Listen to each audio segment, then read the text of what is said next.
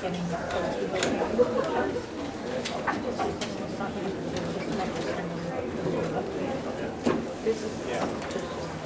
well, welcome everybody. My name is Roger Clayman. I'm the Executive Director of the Long Island Federation of Labor.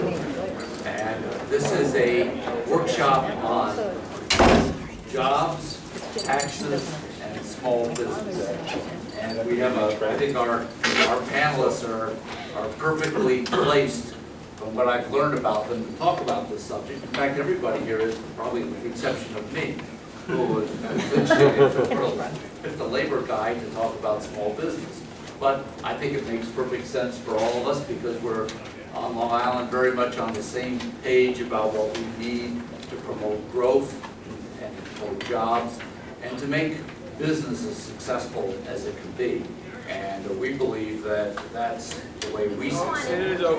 I'm going to introduce our panelists. They're going to each have individual presentations that they're going to make of about 5 minutes. We have a couple of videos in here, and then we want to give you a chance to interact. I would just say that we tend to look at things very locally when we do these kinds of presentations and workshops. In the labor movement, we tend to look at some of our problems with job development as being global problems and national problems. It's been our feeling that it's not some of the things that we're going to talk about specifically that's really affecting job growth and income here on Long Island. It's really a set of national and international policies, some of which we can't change easily, and some of which will not be changed, most likely by Congress.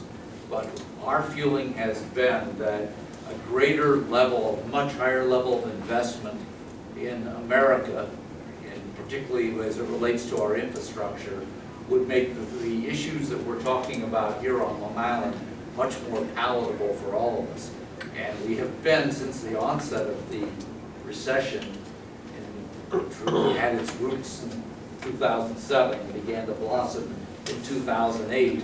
And as George knows, we've talked about this many times, those things eventually work their way down to the bottom where local government, local, state, and county government have to deal with them. Have really set us behind the 8 ball as far as business is concerned, as far as working families are concerned, relative to our income, our ability to keep our homes, and our ability to keep our jobs. And the job has simply not been done by Congress to stimulate the economy in positive ways. So as we talk about these things, that's a perspective that we hold on to, and we have a few solutions on the national level which are not progressing quickly, but we have some good ideas here on the local level. But I will save those until after our speakers have had a chance to talk. Now I'm going to go through my notes on and give a brief introduction before they speak, rather than introducing everybody all at once. And I'm going to do it deliberately because I'm meeting new people who are doing this. And I'll start on the end with Robert Curtis, who is stepping in for Bill Wally with LIFT, the Long Island Forum for Technology. Mr. Curtis has a very distinguished history in knowing about what it takes to get business off the ground. He has been a president of his own consulting firm. He's been a vice president for operations of a large medical office supply distribution company. He's been the president of a firm manufacturing high-quality, handcrafted antique replica art frames for museums, galleries, and collectors. And he was the executive vice president for operations of an international cosmetic firms, which was in the United States, Latin America, and Europe. So he does know about business, and he's focused now with LIFT on what we can do to grow some of the technological hurdles we have to growing business. So, Robert, thank you. I'll turn it over to you, and we'll try to keep these around 5 minutes. So, we'll try and do that and try and stay on point. Bill Wallach has a full calendar like lots of folks, and looked at me yesterday and said, what are you doing Friday? Go home and scratch some notes out. So here I am, but I think we're good.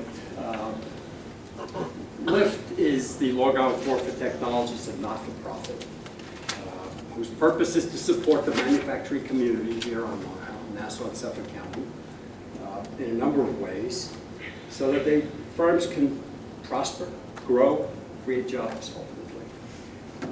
We're the designated manufacturing extension partner under the U.S. Department of Commerce through NIST program, and as I said, Nassau and Suffolk County is our turf.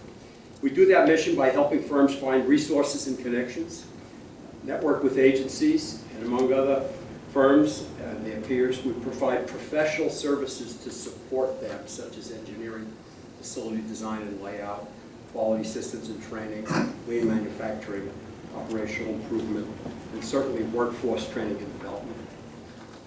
By trade, I am an industrial engineer, and I am part of the for-profit consulting group that's inside this not-for-profit. LIFT recently developed a composite prototyping center, which is in Plainview. And this is a technological advancement, hopefully, that will help Long Island grow. You may be aware that there's a transition in the transportation industry, and among others, towards lighter weight materials. So the metal cutting industries on Long Island, which is the backbone of the economy for many years, are being challenged to think about using lighter weight materials, and there is no center for training and developing of those prototypes or training skill sets. So LIFT developed a center in Plainview, and hopefully this will go forward, and we'll be able to keep those jobs and keep those orders here on the ground. One of the roles we're involved in is to assist a startup and entrepreneur with information, help him find resources, and help him locate the opportunity to manufacture his product locally. We're involved in this almost on a daily basis. Interesting, if you go to the Brooklyn Navy Yard, you see a repurposed facility. You see that maker movement in New York City. They have a home, they have a place to work. I don't know, we may hear about that from Tyler's substitute. But we need a facility like that here on Long Island. And I meet entrepreneurs who would like to keep their work and their product here on Long Island. And sometimes we're challenged that we have to plead with them at least keep it in the state. So I'd like to talk about the manufacturing landscape for a little bit. You may not know that there are some fabulous things manufactured on Long Island. The press doesn't talk about it. Some of the companies want to stay under the radar. There are 3,200 manufacturing firms on Long Island. Surprising number, perhaps. 71,000 people are employed in manufacturing on Long Island. It's a number that's down from its peak in the 90s when there was aircraft assembly. But 71,000 is a pretty good number. It's about 7% of the population is employed in manufacturing. And that 7% are producing 15 to 20% of the GDP. So every buck spent on wages has a fantastic trickle-down effect for our economy. Very important. It's important to point out that 75% of those 3,200 firms are 25 employees or less, small businesses. So when you look at the workforce, half the workforce is employed in larger firms, some of them thousands of employees. The other half of the workforce is employed by smaller firms, family-owned businesses, very entrepreneurial in their activity and making. The larger firms have the resources, the time, and the capability, and the desire to train their workforce and develop tremendous skill and the capability to do the things that they do. So that takes care of half the workforce. And as somebody involved in operations improvement and training the workforce, I'm very disappointed to find that the other half of the workforce, approximately 35 to 36,000 employees, have little opportunity for training because the firms that they work for are challenged for resources, time, funding, and what have you. New York State has grants that support manufacturers. They're hard to come by, they're hard to capture, and when they're available, firms that I'll call the haves, the larger firms, tend to get in line for the smaller firms. And the training tends to be company-centric. We go out, we train client companies, we train their employees to be effective, to be efficient, to be good producers. So we have a workforce of 71,000. Half of them are underutilized, undertrained, and underprepared to support a growing economy. So I have a personal wish to see that funding be available and training be changed from company-centric to workforce-centric. I don't know how to make that happen, but I think talking about it is one of the first things that we can do. Thank you. Thank you. Okay, now roll the call. I think what we'll do is hold the questions until everybody's made a presentation to get through our group. The next speaker is representing Launchpad Long Island. He's in for Tyler Roy. That's right, yeah, replacing it. Yes, and Launchpad Long Island, and you correct me if I get this wrong because I didn't get all the information about everybody, but is a business accelerator that's working in Huntington and Long Island. It is trying to bring entrepreneurs and business together. It tries to launch ideas and concepts that have low startup costs and minimal barriers to success. It mentors entrepreneurs, and it tries to get people started in business and to accelerate their growth as quickly as they can. And I'm sorry again, because you're new, that I didn't get your name, but you introduce yourself when you start talking, and we'll look forward to your presentation. All right, thank you. So, yeah, I apologize. It was a I think, 10 o'clock swap last night, so I don't blame you for not having the information. My name is Phil Ruggiel. I am with a company called eGifter. eGifter is the anchor tenant for the space that we refer to as Launchpad Huntington, and I also manage that space. Your description is pretty accurate. One of the things that we're trying to do, though, in our efforts, is to generate sort of a density of entrepreneurial activity in one location on Long Island, which has never existed. The biggest problem Long Island has, in the technology sector anyway, is it's 120 miles long, and lots of people don't play nice together, and they all have their own sandboxes, and nothing in the last 30 years has ever really held together and been successful. There have been some successful efforts here and there, but it's never been cohesive. So the partners in eGifter and myself, I was at the time associated with a group called Accelerate Long Island, and I was mentoring startup companies with Accelerate and a gentleman named Mark Lesko. We both kind of were coming to, eGifter was going, Accelerate was going, and we were both coming to the same conclusion, is that we needed to find a place on Long Island that would be attractive to entrepreneurs, to startups, to younger people coming out of college with ideas for new businesses, or people who were doing a pivot in their careers and they wanted to launch their own software company. They need a place to come to collaborate, to be in an environment that is conducive to somebody who works 14 hours a day, which we do, and can go out at night and have their choice of restaurants, bars, music, entertainment of whatever sort. So there's a lifestyle component to what we're trying to do as well. So we looked around, and the only town on Long Island that we felt really had all the components of a sort of a small city, where you could, once you found a parking spot, you could park your car once and you could walk everywhere, right? We decided Huntington was it. And so we drew a line in the sand and we said, there was a Launchpad Mineola that had started, and we licensed the name from the gentleman that founded that, Andrew Hazen, and we created Launchpad Huntington as a co-working and event space.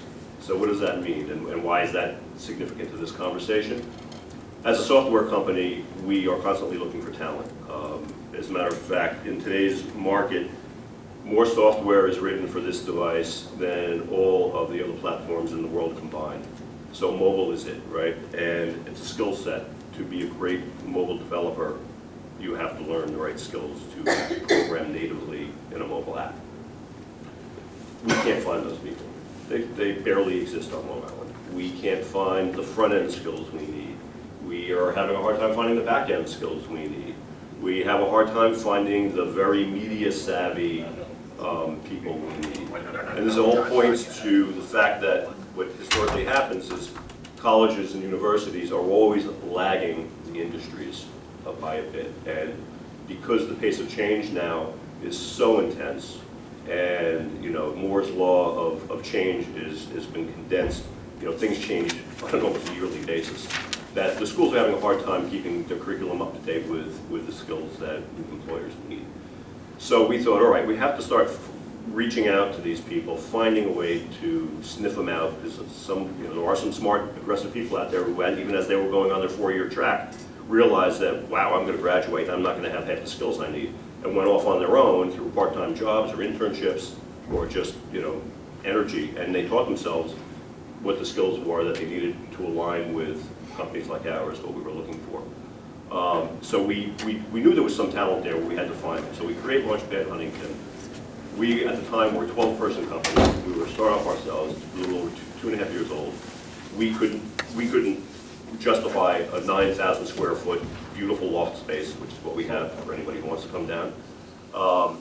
So what we did was we started bringing in corporations. So we started bringing in companies like Nixon Peabody, Eisner Amper, Trinet, Verizon, CD Adapco, which is down the street here, and they became corporate sponsors of our space because they support the fact that we are trying to seek out startups and entrepreneurs and bring them to Huntington and create this density, this pool of talent that we can all feed from. And that money that they give us annually to sponsor our space has allowed us to create this beautiful loft space and to offer, in exchange for that, subsidized, very low-cost desk space to startups. All right, so it's kind of this circle that's going on between employers, corporations, educational institutions. We have a relationship with St. Joseph's College, is one of our largest sponsors, actually. They run workshops out of our space every month. We have relationships with Hofstra. I had a rep from Stony Brook University in my office this morning before I came here.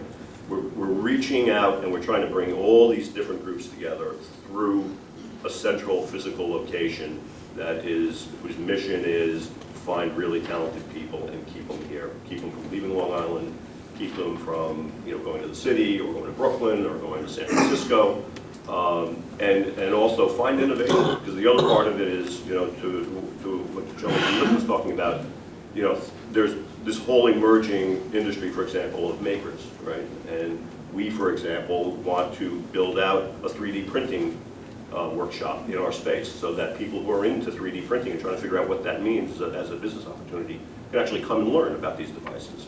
We want to have, we have educational events every single week that are geared towards entrepreneurs, teaching things from what are the top 10 things you need to know about intellectual property as a startup, to CEO conferences where we'll have over 200 people coming to listen to a major CEO come and speak about their experience starting their own companies and how they became successful. Last night we had the COO of an amazing company called Thrillist Media from New York City out speaking on behalf of Eisner Amper, talking about about how you compensate new employees in a startup through stock programs and what that really means and what you have to learn know about it. And then the flip side of that is we also go out and we look for meetups. And anybody who's on meetup.com, it's a good place to be right now. Launchpad Long Island has as of last night, 670 members. And so we have topic-driven meetups in our space, everything from Drupal programming to social entrepreneurship to the Long Island Visual Professionals group, a group of 100+ amazing digital artists, 3D animators. All of these activities are about bringing people into Huntington, into our space, and keeping some of them with us from leaving, and generating activity for the community, making it interesting for the educational institutions. We can teach them how they need to change their curriculum to graduate the students that we then can hire and keep on Long Island. So we've started this engine, and that's our mission, basically, is just to keep that going. Thank you. That's great. Tanya Luter, who is, I have all my notes because I'm meeting people for the first time, with the new Millennium Movement. We had a chance to talk, so I looked at her resume, and I said, wow, she can do everything related to business. Where do I start? She knows that every aspect of it. She explained to me that she started when she was 14 years old, getting into her parents' travel business, and they expected her to know every aspect of it and to do everything, which is, I can't imagine any better training to have in business than to know how everything works. But she has a focus on economic development and workforce housing and trying to find the interrelationships between the two that will enable business to prosper. She is told me that she especially looks for to bring together smaller business to find opportunities to thrive by getting contracts, by bringing people together at conferences to meet with government officials to learn where's the money, where are the contracts that they can get.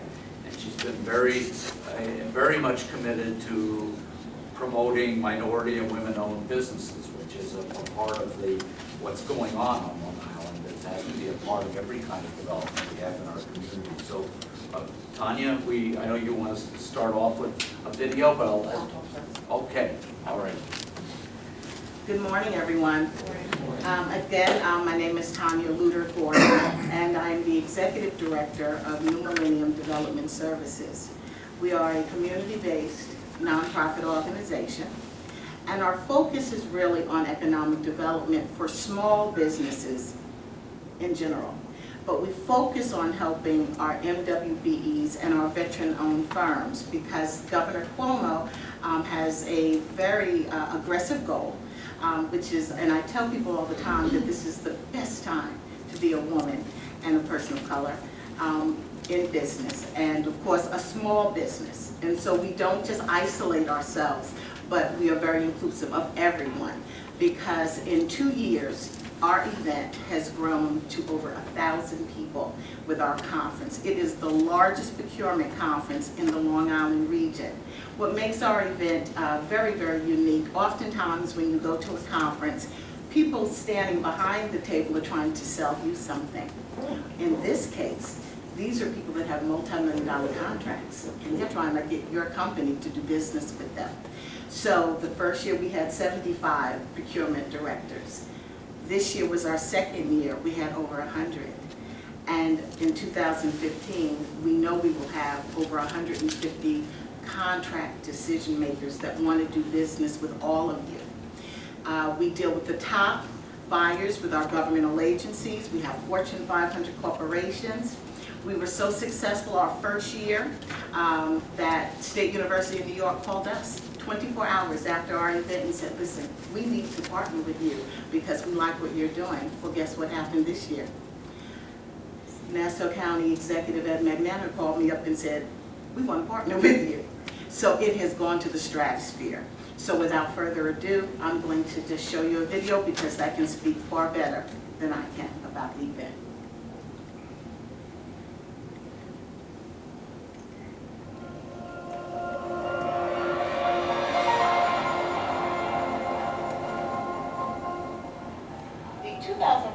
Long Island Community and Economic Development Conference is the largest procurement conference in the Long Island region that really brings together small businesses that focus on MWBE and veteran firms to have an opportunity to meet some of the top buyers in the state of New York, from governmental agencies, major corporations, State University of New York campuses and hospitals, as well as other educational institutions and nonprofits. We have wonderful speakers that make themselves available. Suffolk County Executive Steve Malone brought us greetings. Because when we all grow together, we all do better together. We also had video greetings from our U.S. state senators, both Senator Schumer and Senator Gillibrand. I'm confident that this conference will strengthen the Long Island business sector by sparking job creation. I'm honored to address the Long Island Community and Economic Development Conference. And then Alfonso, who represents the state in the area of supply diversity from the governor's office. Today's event is unique because it is the only conference that brings private and public entities together to focus on procurement opportunities. Rick and Terry Reyes, they're the proprietors of ITS Global Express, and then we also had an attorney by the name of Frank Lee, who really challenged us to be able to aspire for more greatness and to really go for larger opportunities. as MWBEs.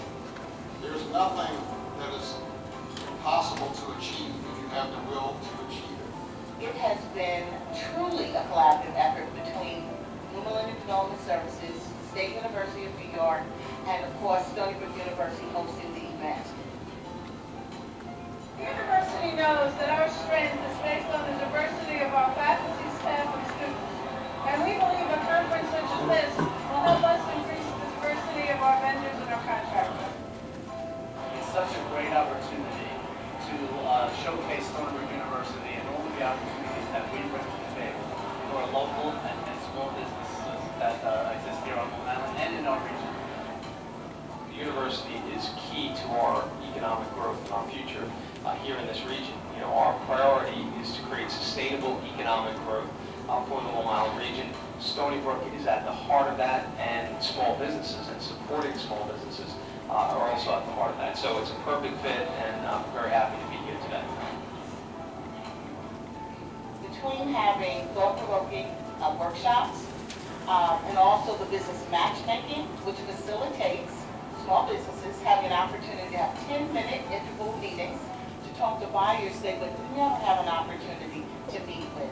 And some of them have really spoken praises of this event because they feel that they've been able to accomplish more in 1 hour of being here at this event than they have in the last 6 months. We just want everybody to know that for the first time, SUNY is doing meaningful, substantive outreach on a very large scale. I'm a woman minority-owned business owner. I've been in business for about 11 years, and this is the first meeting that I've attended, and it was just fabulous. I've never gone to a platform where I could meet so many vendors and speak to them and talk to them about my business and come out of there happy and at least finding one great contact that I'm very, very sure that I will be doing business with. A conference is a great opportunity for small businesses to come in this type of environment and talk to larger companies about their business and build partnerships that can be a benefit to the Long Island development community. With opportunities like this, to be able to come to events like this really makes me believe that I can grow. Thank you. We are so excited about what has happened, and we encourage all of you to take advantage of this awesome opportunity.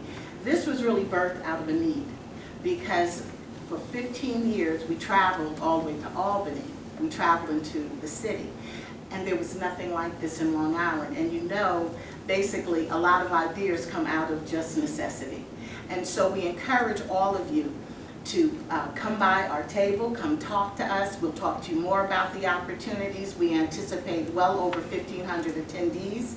And again, these are contract decision makers that are excited about doing business with our Long Island businesses, but even just businesses in general from the downstate. We have become the equivalent of what is upstate in Albany. So thank you so much for your time, and I hope to see you at my table.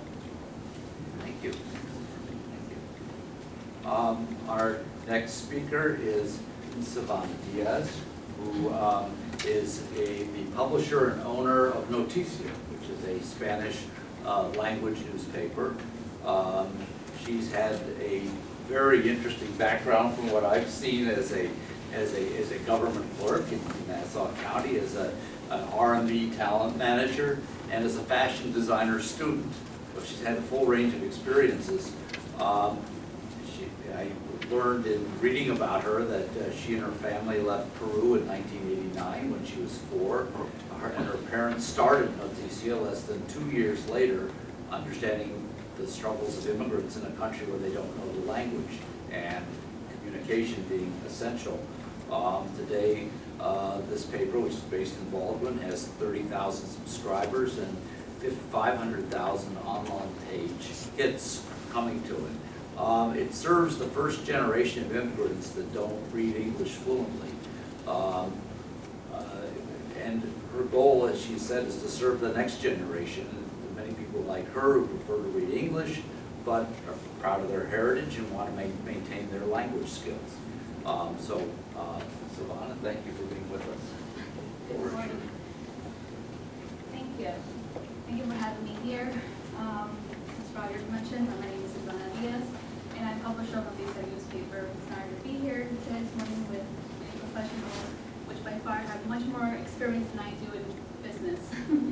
But I'm simply here this morning just to share with you my family small business experience and story, and perhaps how we may help you in any way.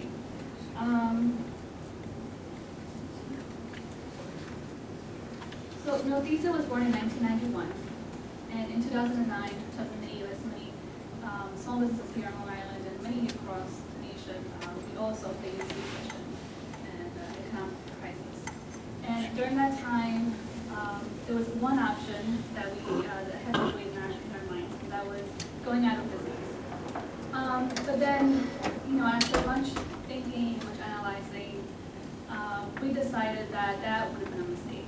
And thankfully, we did not go out of business. After 18 years, we decided that we would have weathered through the crisis, and we, thankfully, now 5 years later, we realized that we made the right decision. And the reason why we decided not to go out of business was because we saw there was opportunity. We realized what the opportunities were. We identified some of those opportunities, and as Roger mentioned, that was that second generation, as well as technology and the internet. Many publishers during that time, they feared feared the internet, they feared the new technologies, and to them that was the enemy. And yes, it was, I guess, in some ways and others still maybe an enemy. But that's also where the opportunity lied as well, in understanding those new tools and how to implement them, and just reinventing, our business and many businesses as well. So we use that to our advantage instead of running away from it.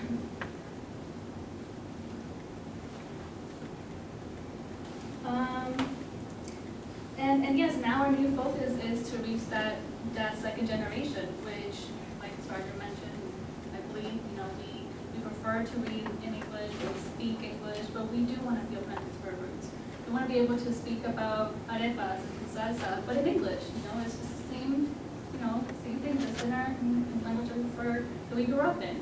And we do have that conflict in identity, perhaps, or we want to, prove that we're American as much as we're Latinos as well. And that's how Spanglish, I guess, was born. That's mashing of, combining both beautiful languages together. So now that's my goal as well, as how to, just be creative and figure out ways and being able to reach that new target demographic. And it's interesting because I was interviewed recently by Newsday, and the reporter asked me, well, what kind of content are you, thinking of offering to the second generation? Well, it has to be in both languages, Spanish and English. It has to be bilingual. And I said, you really got me there, because I didn't realize, I haven't found that far as far as a specific, or actually I don't even think there's a specific content that we want to read. It's pretty much everything that we all want to read, about economic and local news and politics, entertainment, sports, but just perhaps with a little twist of, a little more Goya's zone in there somehow, worked into there. So it's really just, same content we all, are into, that same interest that we're all interested in. I also want to leave you guys with some facts. We are seeing finally the light at the end of the tunnel. There has been businesses in the last 2 years, actually starting last year and this year, we've seen an increase in businesses investing in advertising, from small businesses here locally to also larger corporations. In 2014, this year, some of the major Hispanic media buyers have been Walmart, Coca-Cola, Macy's, McDonald's, and Herbalife. Walmart being one of the top spenders of all 5.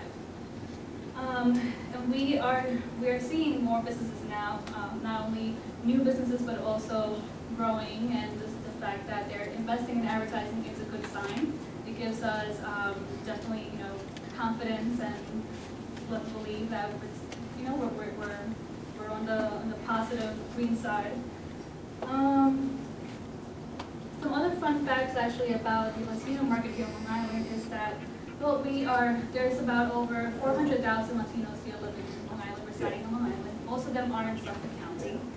And we have a buying power of $6 billion. And $1 billion is of clothing and apparel, $3 billion of food. Love our food. And Latino-owned business generates more than $2 billion in annual sales in 2013, actually. And what's interesting too is almost half of all Latinos on Long Island are between the ages of 18 and 44, which means that we are a younger demographic. If I can leave you with some tips, which are also what I've learned as a new business owner, is to become indispensable, meaning that you have to point out the consequences that could occur if your service or product was not around. Invest in the future. This means business improvement, training, marketing, and when business is kind of going slow, cross-training amongst your team members. But definitely, I can't stress the fact that training and investment and also investing in business improvements and innovating is crucial and important. Seek out referrals and build strong community relations because most likely they will be the ones that will stick by you through the hard and good times. Thank you. Okay, great. And our final panelist is George Maragos, who is the comptroller for Nassau County. I've often thought about George's job, and he maintains a very steady personality, and if you were to put George's job on Craigslist, I think he'd still be able to keep it. I don't think he just wants people who want the responsibility that he's had to face in Nassau County. In his job, he's expected to rise above the partisanship and look at the good hard numbers that reflect what the county can take in and what the county can spend and make certain that it's accounted for correctly. And in today's hypercharged environment, and particularly the political environment, that's not an easy thing to do. And George has an extensive experience and background in business himself. We worked together on the living wage advisory board, where he's shown a great deal of sympathy for people who are at the bottom ends of the income scale, who go to and work for companies that contract with Nassau County to make certain that they're paid fairly. So with the recession that I opened up talking about and the problems that the country has faced, Nassau has not been without these problems, and I think that George has done just an excellent job of navigating through those bumpy waters. So, George, I'll turn it over to you. Roger, thank you very much. I do enjoy my job, immensely actually, because it's a huge opportunity to do a lot of good. And Roger was right. I didn't grow up in politics. I was in private industry for 35 years of my life. So this is a new domain for me, and I want to thank everybody who voted for me for re-election for my second term. And as my wife, I said I would be happy to be re-elected, but my wife said she would be happier if I wasn't. So here we are. But the theme of this workshop is about jobs, taxes, and small business. And let me say that our ratio on the surface is not jobs here in Long Island. We have one of the lowest unemployment rates in the region, less than 5%. But they're not the right jobs. The jobs that we have that are being created are generally low-paying jobs, and that's a big issue.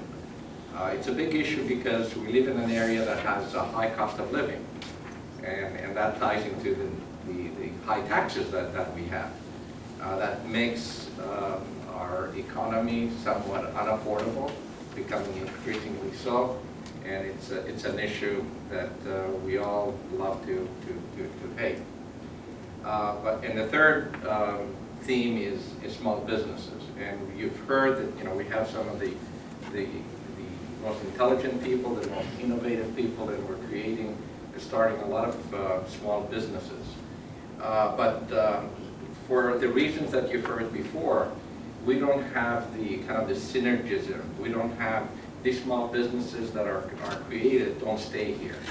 And the ones that are successful become somewhat successful, they run into the obstacles that the gentleman from Launchpad indicated, that you don't have the synergism, you don't find the skill sets that you need to continue to grow those small businesses so they can expand here and hire more people. So we don't have the synergism, we don't have the infrastructure. The consequences of what we're seeing and what we're feeling is what I call somewhat of an economic malaise that we have in Long Island. And we've issued a report this week that kind of points some of the underlying effects of what is happening in our communities in Nassau County and Long Island. Well, we want to do the video and then you can talk about this. Okay, that's good. Thank you for reminding me. Yeah, part of this report we've introduced a video to kind of highlight visually some of the effects, and then I will talk about the report.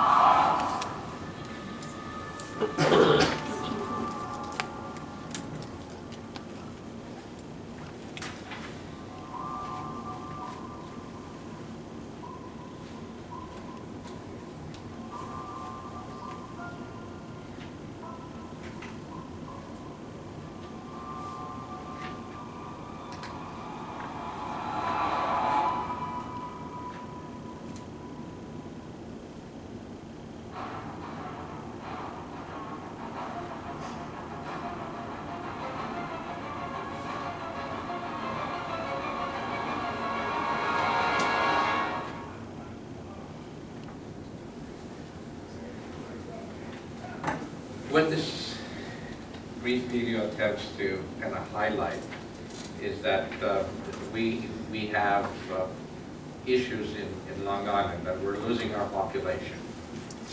We're losing our young people. We're having less children, and we're growing older. If you look at the population curve and you project it out 10 years, you're going to see it's going to look like a bell curve. That we peaked at about 2008, and we're losing population. And we're projecting, according to U.S. Census and our projections out, that we're going to have 3% less residents by 2024 than we currently have. That's not a healthy sign. We're going to have our senior population is going to grow from 22% today to 27%, those 60 plus. That's not a good trend. And most disturbing of all is that our school-aged children, 0 to 9 population, has already decreased by about 30,000 students, and is scheduled or is projected to continue to decline probably up by another 30,000 in the next 10 years as our young families are moving out. Can you imagine losing 60,000 school-aged kids in a period of 20 years? And the consequences that that's going to have. And we're beginning to see it already. We're seeing it in our schools. Newsday published a report, an article a couple of months ago, that the student-teacher ratio now is down to about 11 to 1, while our property taxes, school property taxes, are continuing to go up. Those are not very good trends. So the issue becomes, what do we do about it? Let's recognize the issues and decide, agree on a vision to change those trends so that we can create more exciting, better paying jobs here.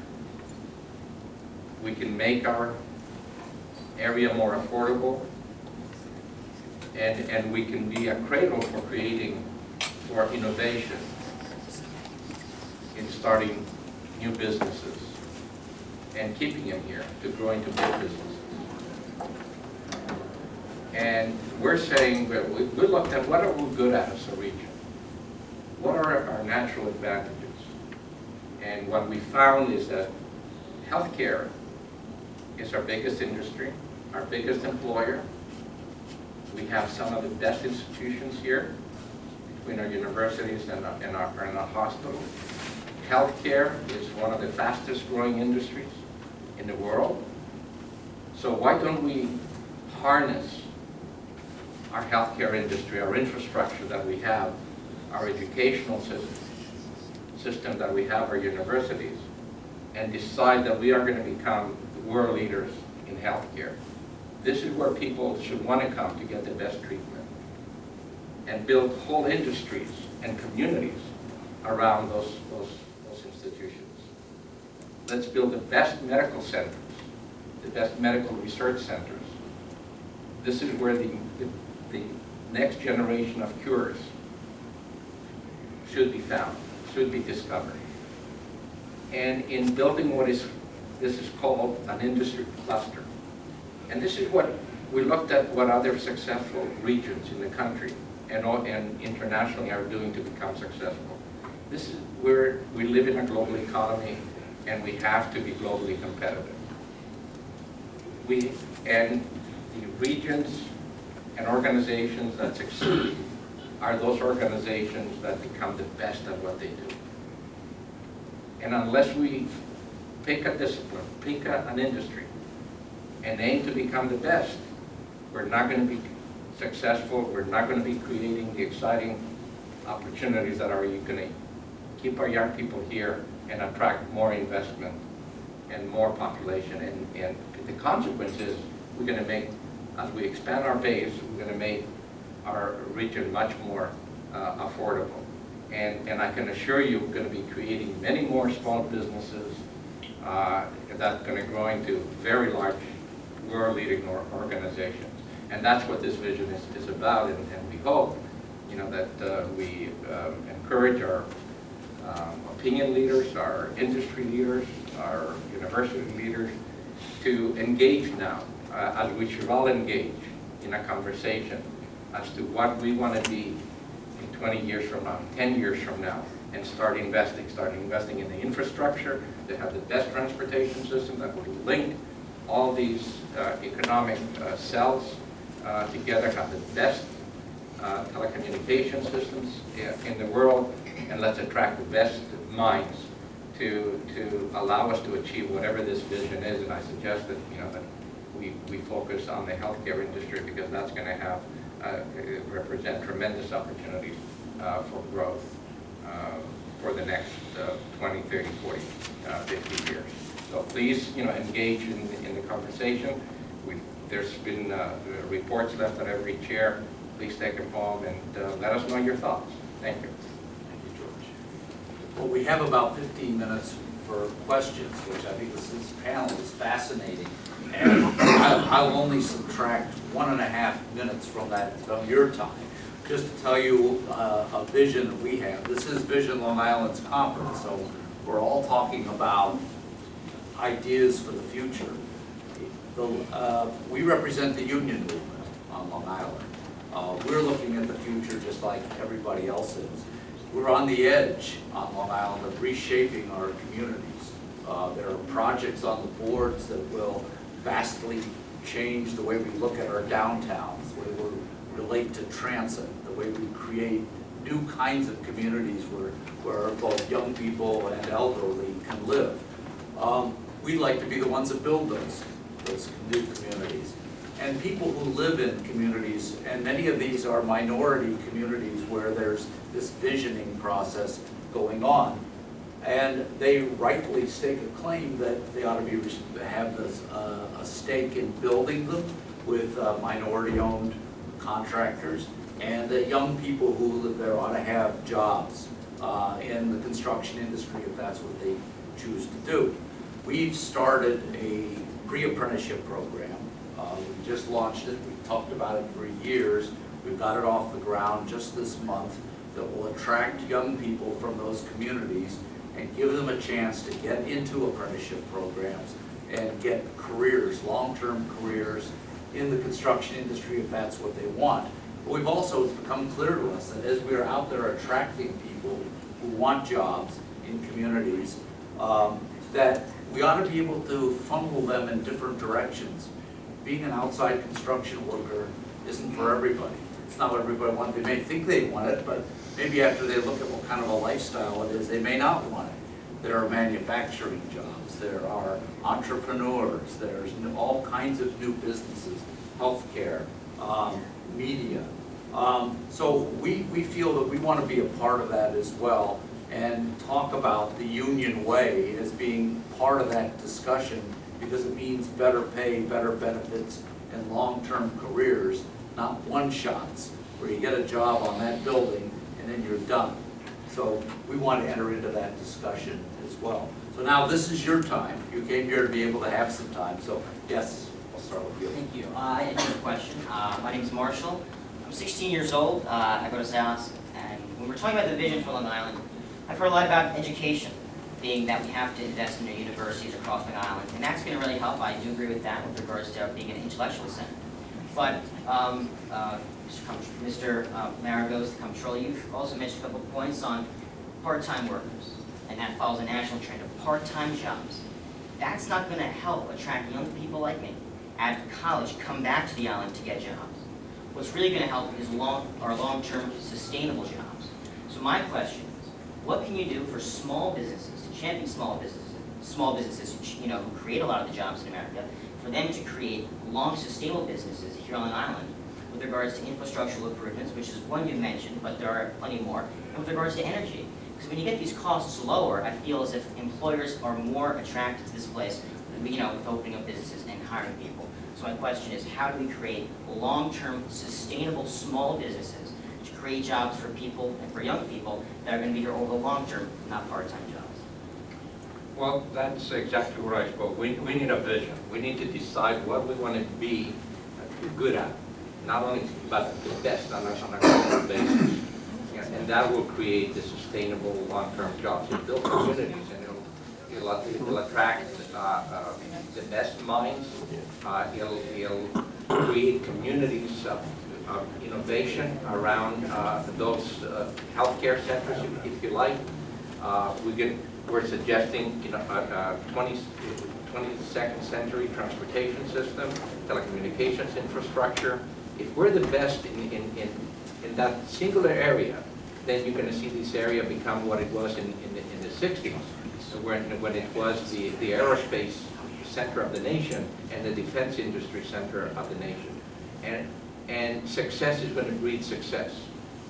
And we're going to have a synergy amongst that industry cluster that's going to be self-sustaining for generations to come. I'd just like to add to that. It's a great question, and it's great to see a young person speaking and thinking like that. In addition to what George has put out, you might be interested in hearing that the #2 employer in the manufacturing sector on Long Island is the chemical, pharmaceutical, nutraceutical, vitamin industry. And they average almost 100 employees per firm compared to about 20, 21 employees per firm for all other companies. So that sector, which is associated with health, is booming. And there are firms with 1,000 employees out there. And people ask us all the time, why are they here on Long Island? They're here because of the research institutions. Right. They're here because of the quality of life for those who can make it. And a lot of those people want to stay here. As a consultant, we're faced all the time with helping companies decide, what are we leaving on the table by leaving our manufacturing facilities here on Long Island? And it's a good question. I've done some of those studies. The employers, the owners of those firms want to be here, want to stay here. They can see the benefits of it. The jobs that are created in these growing companies in that sector are really terrific jobs. Not only the line workers, jobs in quality control, jobs in planning and logistics, scientific research. They're really terrific jobs. Other questions? I have a question. I live in Suffolk, and I own a home in Suffolk, and the taxes are tied, the educational taxes are tied to my home, but the population is aging, just as you said. So have you been thinking about ways to pull in taxes for the non-owners who had children going to the school system instead of people who had children, and they paid their taxes for the last 30 years. School taxes and school districts are regulated by the state, so we have no accountability. But having said that, though, school taxes overall are becoming an economic issue that affect all of us, and because they tie into the affordability factor as well. Right. And we see that as people are aging, they're having less kids, it's going to become a greater political issue. It's going to be unsustainable, unaffordable. So it's something that is a study. We're going to probably touch the an untouched grail, if you will, next year when we look at how we can reorganize our schools, reduce, and try to bring down the property taxes. I don't have solutions for you, but it's going to be a major study that we're going to undertake next year. We've got a lot more. We're talking rental and affordable It's going to become a big housing. issue. It is already a big issue, yes. Sir, question? So, George, I agree with you about focusing on our strengths, and life sciences, healthcare is certainly one of the big ones. But in my experience, it's very expensive to support the infrastructure that I guess supports that industry. I mean, what are we doing? What can we do in that to fund? Absolutely. All our politicians, good question. All our politicians, and certainly the federal government is talking about, and Roger talks about infrastructure projects. Okay? And when it comes down to asking people, what are these infrastructure projects that we should have? Nobody can tell you. They tell you that we need to repair bridges, and fix our roads. Well, that's great. We need to do that. That's maintenance. That's not investment in our future. I firmly believe that if we articulate and come to a consensus on an economic vision, a vision of what is it that we want to build, that we want to build, the best research centers, we want to build, the best transportation system, the best telecommunication system, then I think we will find the money. The federal government is going to be happy, or politicians will challenge them, saying, look, we need to bring... I think there are enough people here, certainly on Long Island, certainly in this conference, who could give you a list, Absolutely. I mean, you just mentioned most of them. Transportation, laboratories would be a good one. Incubators are another one. I mean, no, but they're not part of a vision. Yeah, we can say, look, we need, a monorail system. What are you going to do with it, right? But if you have it as part of a vision, a strategic vision, that you need certain parts that's going to support that vision, then I think you can sell people. I know I can. So how do you do that? I'd be happy to invest. If I know what your business plan is, and I'm convinced that you have the skill set to accomplish it, I'm going to invest in you. There's not enough organizations and acronyms around here who are trying to tell you what. By themselves, they're not justifiable. We could make as George said, a very long list of projects. You said it. We know we live on an island, and water quality is really a part of what will make us sustainable in the future, will enable economic growth. There's a ton of, and this was on this morning's program, a ton of sewer work that needs to be done, especially in Suffolk, but not only in Suffolk, in Nassau as well. This enables growth. Unfortunately, in the last 10 to 20 years, the federal government has abandoned its responsibilities with respect to infrastructure development, particularly in water treatment. And we've had to scrimp and scrape to get the kind of funds that are available. I think that one of the things we heard post-election time from Senator Skelos was, while he may not be on necessarily with all the ideas that everybody wanted him to support, he is on with our infrastructure. And so I think we need to take advantage of that opportunity, because that's, I think that's where there's money, that the state has a pot of money that will be available. We need to get into it and make certain Long Island gets a share of it. But the point that I want to stress, and I'm sorry for being repetitive, because this is very critical, and I want to stress it, that infrastructure projects that simply, don't add value to our economy. Yeah, they keep us going, they make our environment cleaner, are great projects to have. But I guess what we've been finding, they're difficult for people to invest in certain politicians to get money. But if we make them, I'm convinced that if we make them as part of an overall vision, as part of an overall economic plan for our region, then I think we can start seeing results. So, yeah. My name is Eric. I'm the owner of a small business. What? This is my third startup company.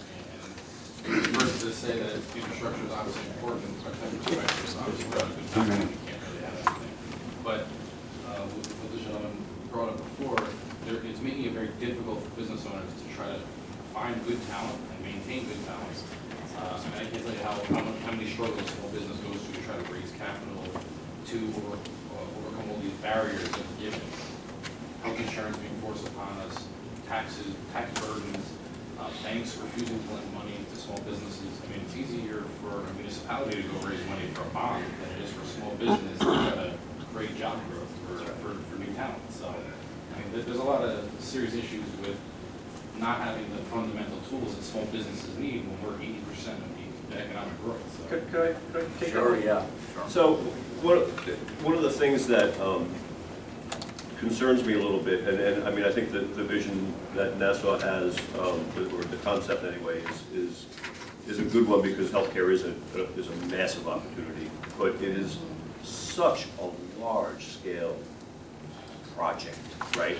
I mean, you're talking about federal regulations, 6 ways from Sunday. You're talking about massive investments into benches, into anybody who's playing in pharmaceuticals or any of those industries, right? So it's a huge project. It's going to be a slow-moving project because of the very size of it.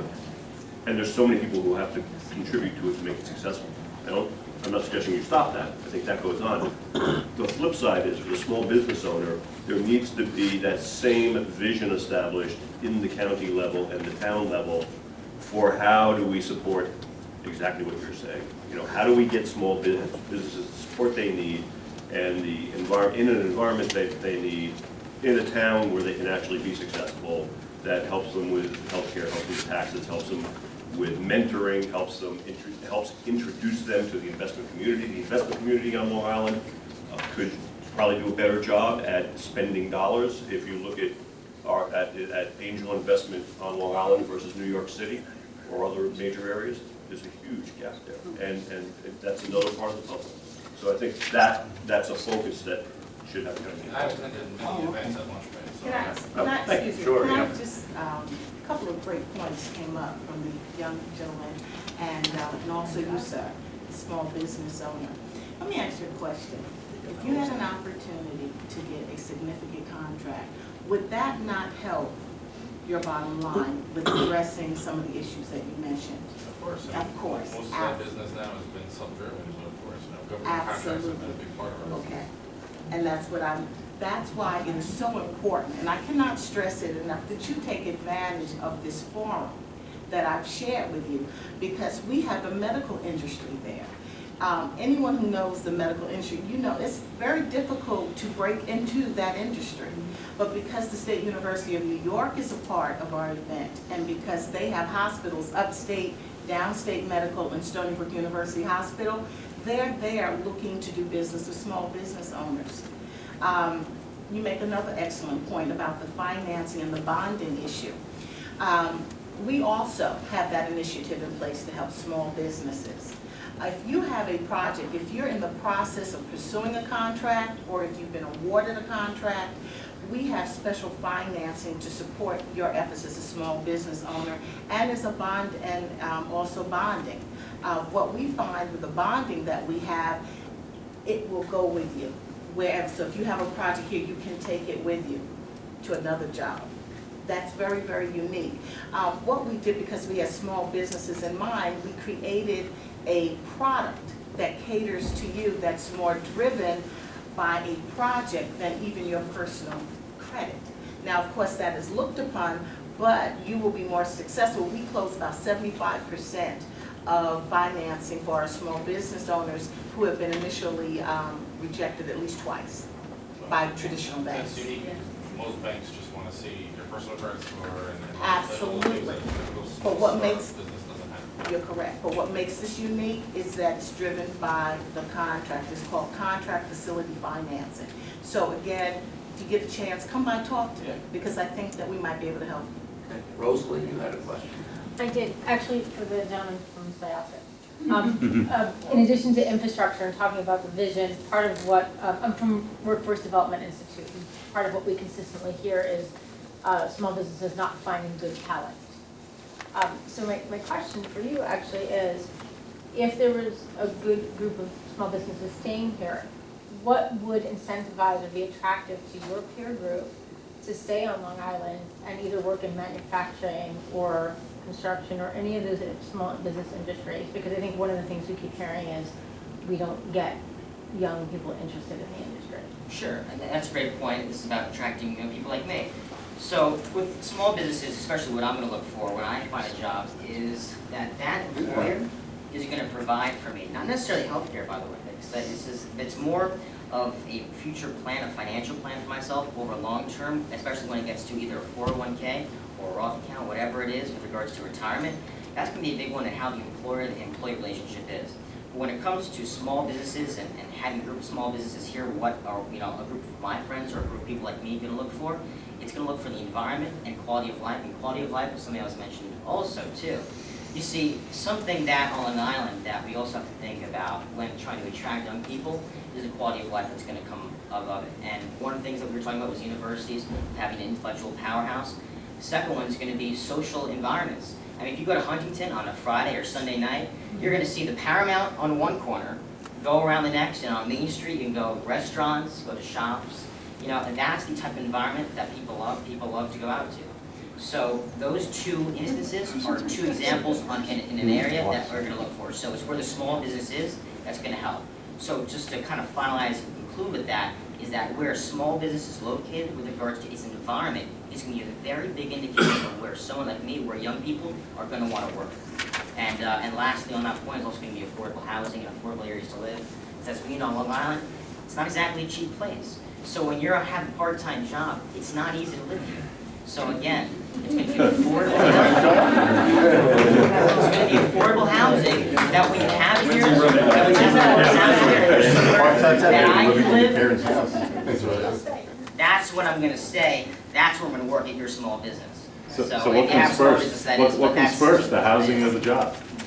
I would say the housing's got to come first with the environment. Once you have that, the small business can then operate in an area where they can attract young people. Now, of course, they can attract any type of worker that they want, whether it's in the area of 30 to 39, 20 to 26. They can attract. But if you're looking for young minds, that's how I would say go about it. It's going to be environment, affordability, and of course, the quality of the business. Okay, I think we're going to have time probably for one more question, so you don't lose your lunch. Anybody else? Anybody else? I'm losing my lunch. With a question? Yeah. Any further comments from the panel? Anybody want any concluding statements? If not, I want to thank the panel for some great presentations. I want to thank all of you for participating, and I hope we got something out of it. Thank